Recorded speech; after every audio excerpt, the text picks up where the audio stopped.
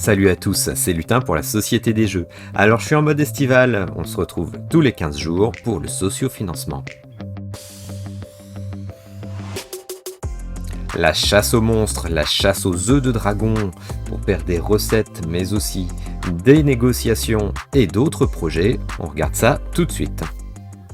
Silver Coin, Age of Monster Hunters, is an epic adventure game for 1 to 5 players. Silvercoin Age of Monster Hunters. Contrôler un chasseur de monstres pour engranger des primes dans un univers un peu à la manière de The Witcher Old World.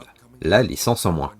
Jouable en coop ou compétitif, le jeu s'étend sur 24 mois qui seront des rounds avec des saisons, les monstres ayant des capacités qui changent selon celles-ci, mais également une gestion de la météo.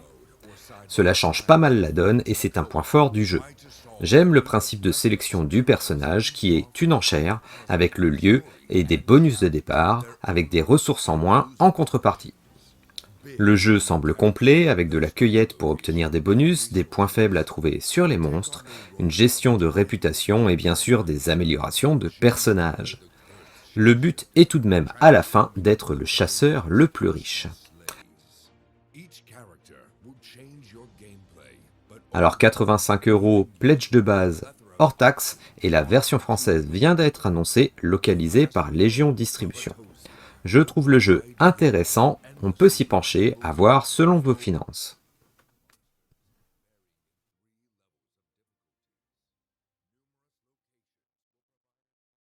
The once magnificent forest of Kalantor is now a poisoned and deadly place, cursed by an evil sorcerer.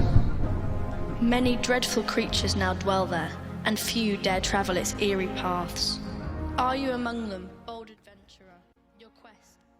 Un jeu à poser rapidement pour jouer vite, c'est le principe de ce crawler avec pose de tuiles pour découvrir votre donjon au fur et à mesure. C'est un peu ce qu'on recherche de plus en plus, jouer rapidement pour prendre du fun assez vite. Le donjon n'est même jamais le même car il est aléatoire et le système de combat est simple et classique. Le jeu est clairement ouvert aux joueurs qui peuvent être débutants, c'est aussi un bon point. La direction artistique par contre ne m'attire pas avec uniquement des silhouettes. Un objectif ambitieux est de pouvoir livrer les joueurs avant Noël 2022, est-ce réalisable? Tout dépend de l'avancement du projet. Pas de version française et un prix de 46€, et si la direction artistique vous plaît, un jeu court et rapide à mettre en place, dans un style Subterra, ça peut être pour vous. Pour ma part, j'ai déjà pledgé un forest crawler plus chatoyant en début d'année, qui coche toutes ces cases, donc je passe mon tour. Mais il est à signaler que la livraison est gratuite, Canada, France et Belgique, par contre, pas de possibilité pour la Suisse d'après ce que j'ai vu.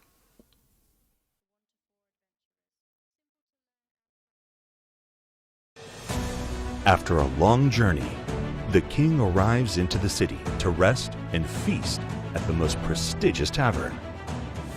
Lead your minions through the wilderness to collect magic mushrooms, hellfire spices, and dragon eggs for your recipes. Roll your dice. Ah, mon coup de cœur de la semaine avec Taverne et Dragon, vous vous en doutez. Une nouvelle campagne financée sur Kickstarter, un jeu de ronde dans lequel nous allons tenter de trouver les ingrédients pour faire les mets les plus fins pour le roi. Et le roi aime la viande de dragon. Alors collectez les champignons, œufs de dragon, faites bouger vos minions, utilisez des capacités de certains lieux, recrutez des héros, mettez-vous des bâtons dans les roues et chassez le dragon. Donc oui, j'ai dit que c'était un jeu de ronde, mais en fait il y a plein de possibilités supplémentaires. Vous pouvez voir mon entretien avec Quentin pour plus d'informations sur le jeu, mais je le trouve beau, fun, des add-ons que l'on peut ajouter pour enrichir l'expérience, et un mode solo pour ceux qui participent au Kickstarter. Oui, certains râleront que ce ne sera pas dans la version magasin ce mode solo, mais ce n'est pas un jeu pour jouer seul, ça ce sont les acharnés comme moi des sociofinancements qui le veulent.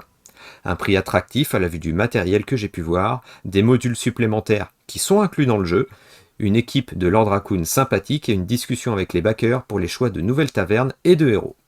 45€, taxes comprises, en français bien sûr.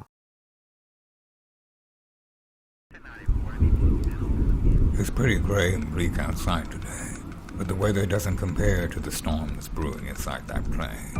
Their fuselage is a ticking time bomb, waiting to go off, and the police closing in are not helping the situation. mission. If I don't act soon, it could all go wrong.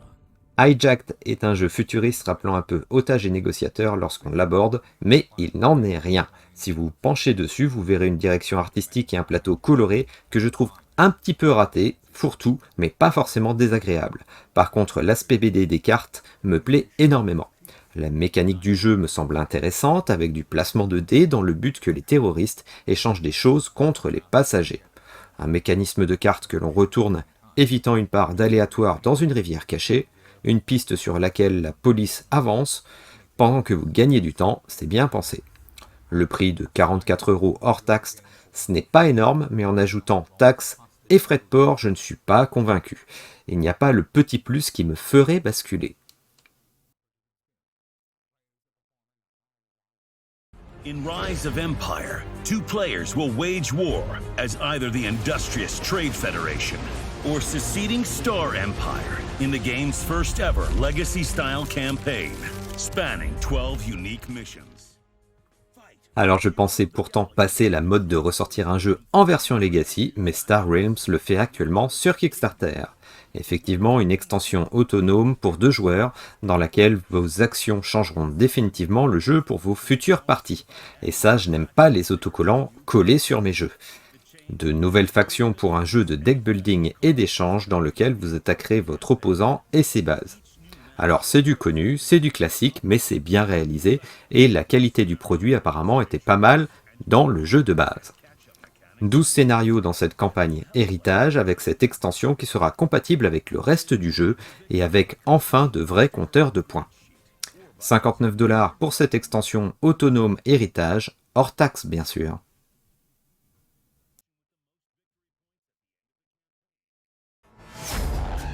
Quickly, humans create mega corporations, deploying powerful technology to control the bots and limit their programming. To further ensure control, the bot's stolen code is split up and hidden across 4 corporate headquarters. Burn Cycle est de retour avec cette extension New Recruits, et comme d'habitude, la qualité sera au rendez-vous sur la fabrication, c'est la marque de fabrique de Ship Theory Game. Un jeu d'infiltration pour 1 à 4 joueurs, vous êtes un robot qui lutte contre de vilaines corporations humaines.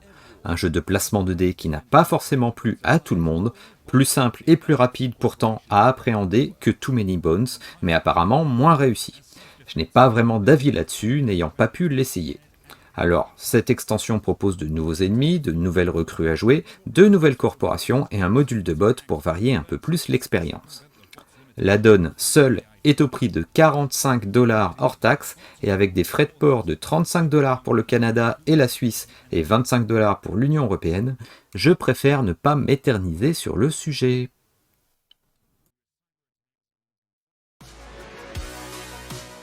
Moon is a 1 to 5 player card drafting and tableau building game. Players compete to build the most popular settlement on the moon. Après Villagers et Streets, voici Moon, dans lequel, en compétitif, nous devrons construire une base lunaire. C'est un jeu de draft avec un peu de pose d'ouvrier, avec des cartes et un design assez épuré et apaisant. J'aime d'ailleurs beaucoup les graphismes. Rien de vraiment révolutionnaire dans le jeu, alors je vais passer vite. Un mode solo avec un automa, à voir pour ceux qui veulent continuer leur collection. Cela reste un petit jeu à 36 € en version boutique avec une extension inclue et avec les taxes et les frais de port, est-ce vraiment intéressant?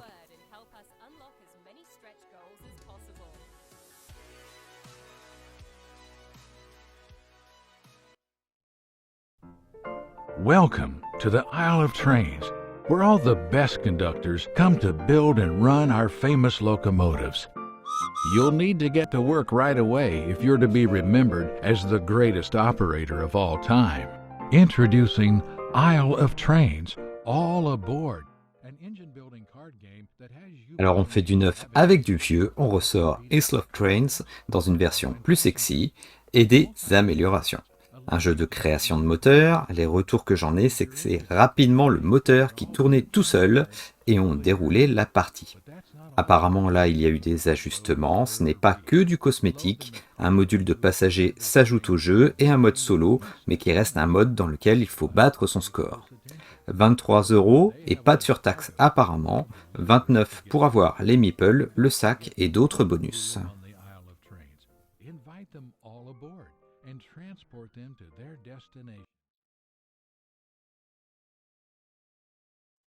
Et voilà pour ces 2 semaines. Alors un petit coup de cœur, quelques petits jeux qui peuvent être intéressants, mais c'est quand même relativement calme pour un été.